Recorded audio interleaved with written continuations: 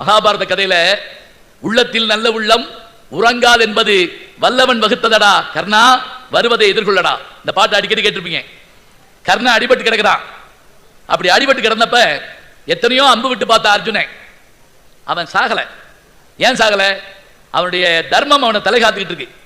இப்ப கிருஷ்ண பரமாத்மா பார்த்தார். நல்லா கவனிங்க, எல்லா உயிரையும் காப்பாற்ற வேண்டிய கிருஷ்ண பரமாத்மா ஒரு உயிரை வாங்குறதுக்காக போறாரு. அப்படியே போறாரு. தாய்க்கு நீ மகன் இல்லை, தம்பிக்கு அண்ணன் இல்லை, ஊர்படி ஏற்றாயடா கர்ணா, உண்படி ஏற்றடா. என்ன அர்த்தம்? ஒரு மனுஷனுக்கு மாதா பிதா குரு தெய்வம் 4 பேர் தான் அவனை முன்னுக்கு வர முடியும்.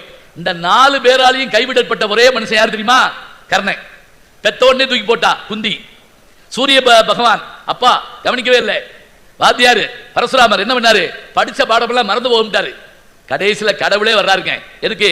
அவரை காப்பாத்தவல்ல, உன் புண்ணியத்தை வாங்கிக்கிறேன்னு வர்றாரு. வந்தாரு. வந்தவர் அந்தன வடிவத்தில் வந்தாரு. வந்துட்டு கர்ணா உங்ககிட்ட கொடை கேட்டு வந்தேன் அப்படின்னா, போர்க்களத்தில் அடிபட்டு கிடக்கிறவன் கொடை கேட்க முடியுமா?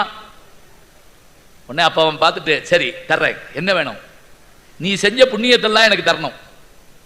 சிரிச்சாங்க கர்ணன். நான் தரத்தக்கதை கேட்டவை, என்னால இப்ப தர முடியாத கேட்டேன். சரி நான் தர்றேன். எப்படி தரணும்? அப்படி என்ன பண்ணு, ஓ உடம்புல ஓடுற ரத்தத்தை வச்சு என் கையில உன் புண்ணியத்தெல்லாம் ஊத்து.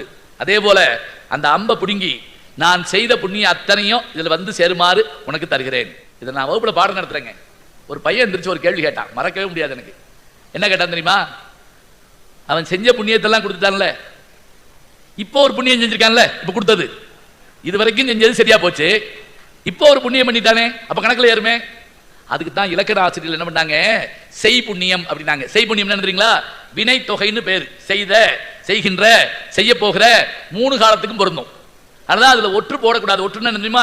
புள்ளி வச்சு எழுத்து வராது. உதாரணமா கல்யாண பத்திரிகை அடிக்கிறப்ப திருவளர் செல்வன் அடிக்கணுமா, திருவளர் செல்வன் அடிக்கணுமா? ஒரே ஒரு கேள்வி உங்ககிட்ட. திருவளர் செல்வன் வரணுமா, இச்சு வருமா வராதா? வராது. ரொம்ப நன்றியா சொன்னவர் எந்திரிங்களா, நான் மகிழ்ச்சியா பாத்துக்கிறேன். வாழ்த்துக்கள், ஒரு கைதட்டி கொடுங்க. உண்மையா கரெக்டா சொல்லிட்டாரு. திருவளர் ஏன் வராது தெரியுங்களா?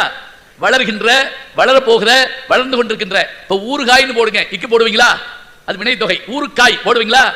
இப்ப அவன் செய் புண்ணியம்னா என்ன அர்த்தம் தெரியுங்களா? செய்த, செய்ய போகிற அத்தனை புண்ணியமும். அப்படி தார வார்த்தை கொடுத்தாங்க.